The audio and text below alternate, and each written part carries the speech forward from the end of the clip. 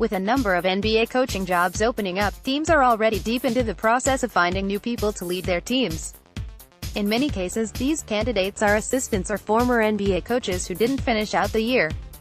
There are others, too, broadcasters and even a prominent G League coach who is impressing many. Here are 10 of the hottest names on the NBA head coaching market. 1. Jerry Stackhouse. Despite a lack of NBA coaching experience, Stackhouse is attracting all sorts of interest. The former star guard has been a big success coaching Toronto's G League affiliate, winning a title with them in 2017. Hiring a first-time coach at the NBA level is always a risk, but the amount of teams that seem sold on Stackhouse, or at least considering him, is impressive. They're clearly convinced that his G League success could carry over to the NBA. 2. David Fizdale. Things didn't work out for Fizdale in Memphis, but it doesn't look like that will be a huge hindrance on the former Heat assistant's job prospects. Sure, his tenure with the Grizzlies was flawed, and his breakdown with Marc Gasol is a big red flag, but if he can learn from that, he could still be an effective coach in the NBA. After all, he had Memphis in the playoffs a year ago, taking the San Antonio Spurs to 6 games.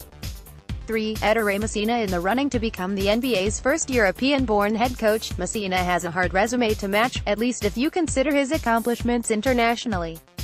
He has 4 EuroLeague titles to his name and has received an NBA education from one of the best in Greg Popovich. He got a brief stint as a playoff coach in Popovich's absence this season with San Antonio. Spurs players think he's ready. Nobody will find a more experienced first-time candidate.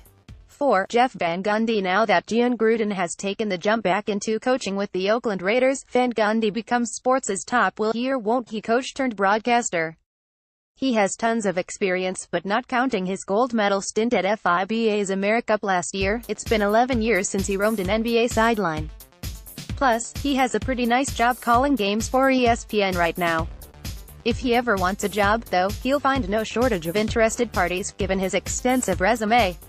5. David Blatt. Put aside all the off-court issues and stories about his relationship with LeBron James and Boyle Blatt's Cavaliers tenure down to the numbers, an 83-40 record and within 2 wins of an NBA title. As Tyronn Lue has proven since taking over for him, coaching the Cavaliers is hard.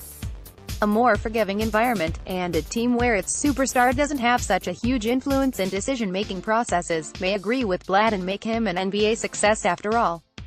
6. Mark Jackson. Jackson has made no secret of his desire to get back into coaching after his Warriors tenure ended a year before they broke out and won an NBA title under Steve Kerr.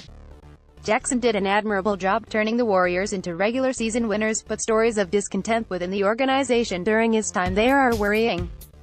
He'll get his fair share of looks, but expect Jackson to be pressed on what he's learned about organizational harmony in any interview he gets. 7. Ime Udoka. Another potential graduate of the Popovich School of Coaching, Udoka has the rather unique experience of being an NBA journeyman. He's been a Spurs assistant since 2012, and he's been linked to the Hornets and Magic jobs. Spurs players like him. He has forged a good relationship with the locker room, and he's seen as a good teacher, which could make him an intriguing prospect for a lot of teams. 8. Kenny Smith. Smith would certainly be a bold and risky choice, though the New York Knicks are the only team that seem to want him. He's become quite popular as a TNT broadcaster, but he has no coaching experience and it's hard to discern what his strong and weak points would be. Still, it's a well-known name that would certainly create a buzz if someone hired him, and the Knicks are clearly considering him, making him a name to watch.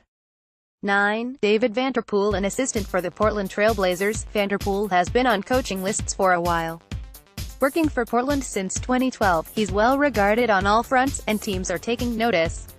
The Hornets and Magic have been linked to him. He, too, has EuroLeague experience, winning the title in 2006 as a player with CSKA Moscow. 10. Stephen Silas. Silas certainly keeps the right company and has all the credentials. The son of longtime NBA coach Paul Silas, he was once looked at as a potential lead assistant to Steve Kerr at Golden State.